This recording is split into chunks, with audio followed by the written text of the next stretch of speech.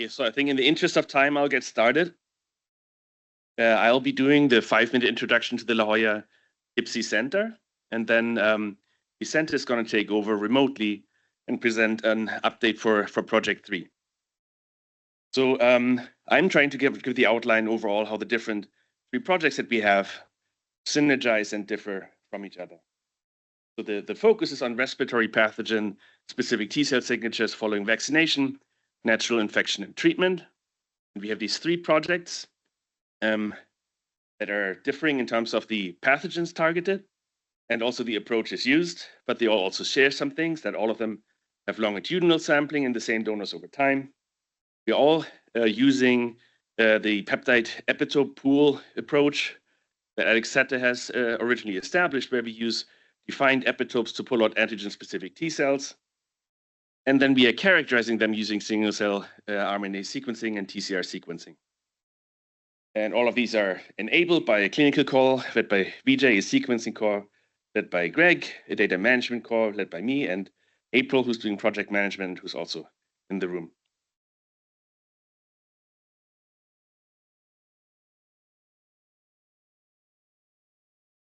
So starting with the first project, which is led by Alessandro Sette, Daniela Weisskopf, and Ricardo, who's here, and which deals with SARS-CoV-2.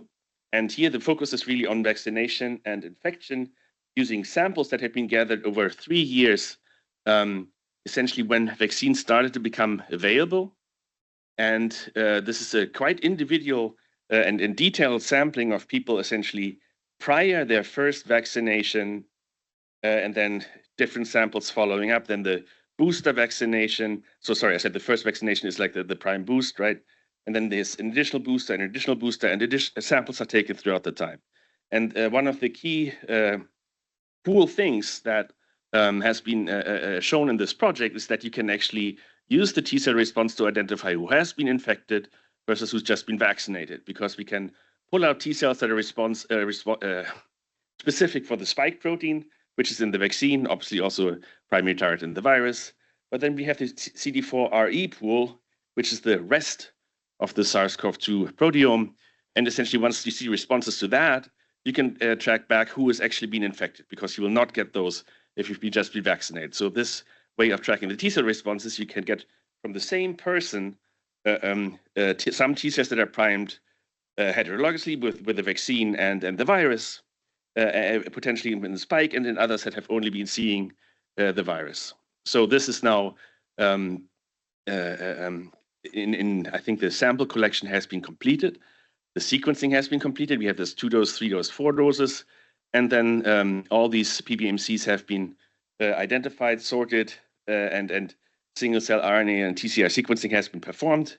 And so next year, hopefully, we're going to have this massive data set analysis, which actually has been a big challenge just bioinformatically to get it through. So in Project 2, tuberculosis, where you heard Julie already talk as part of the project. Cecilia is on there with me as PIs, where we deal with vaccination, natural infection, and treatment. So the difference is, again, like the cohort. In TB, we have people who are actively sick, who then get treated, and we have multiple time points across treatment. And then we have people who have latent infection, who don't show any symptoms, but they have a memory response. And so we have these different samples, and what we're doing is we're taking TB-specific pools. We again have 2 pools. One is what was initially defined based on latently infected individuals, which is presumably the protective response that keeps you from getting active disease, versus then we have a pool of peptides that is specifically defined by people who have symptomatic disease. And so we can pull these 2 things apart. Essentially, these are different sets of antigens that are being recognized. We take these T cells, we sequence them, we expand some of them, and do TCR sequencing to identify retroactively what are the TB-specific TCRs. We also do AIM sorting. And then the cool thing we can do in TB, people who have active disease actually have a sufficient frequency of CD4 specific T cells that you can do sequence ex vivo, do single cell sequencing, look at the TCRs there, and can identify really the ex vivo signature in a diseased individual without manipulation of the cell at all, and get at the phenotype of it. We have a separate project in the lung, which is done by Richard Silver at Case Western, where he's instilling in the lung saline solution and PPD, which is like a solution of TB antigens, to then isolate the infiltrating cells, which gives you actually a signal directly of what happens in the lung in TB-specific T cells.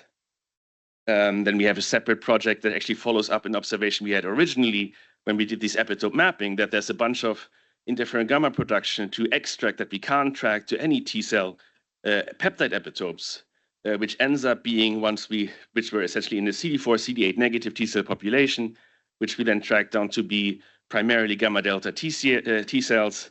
And we've been following that up, trying to follow essentially what are these gamma delta T cells doing. Then finally, the third project is a whole set of pathogens where we follow natural infection and vaccination.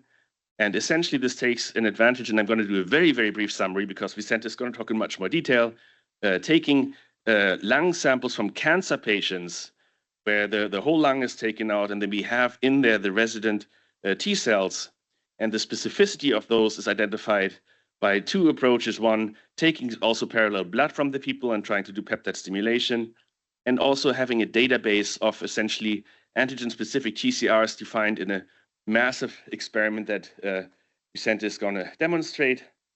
The vaccinee work is going to be future. People now get before their cancer treatment. Some of them get vaccinated specifically to avoid infection, and so then that will give us essentially a vaccination cohort where the effect of that vaccination is going to be tracked. And as Vicente is going to show, you can then look at these lung T cells and go back and ask, what is the relative frequency of different pathogen-specific populations in the lung? What are the differences in their phenotype? And also did some validation work on specific TCRs. So with this, again, this is what Vicente is going to show. And I'll stop here, and can you please switch over to the shared screen?